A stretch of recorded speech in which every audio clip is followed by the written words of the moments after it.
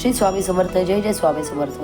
तर स्वामी भक्तांनो, उद्या गुरुपौर्णिमा, आपल्या सगळ्यांचा आवडता सण.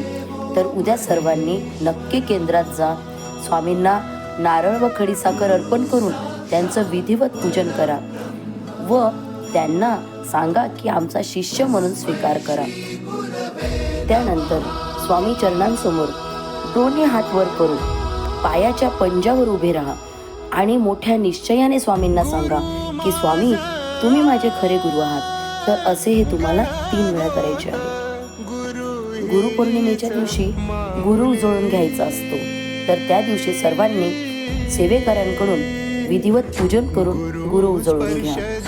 आणि स्वामी भक्तांनो, गुरुपौर्णिमेचा हा तुम्हाला एकादशी सारखा उपवास करायचा आहे. गुरु भेटीसाठी झाली जीवा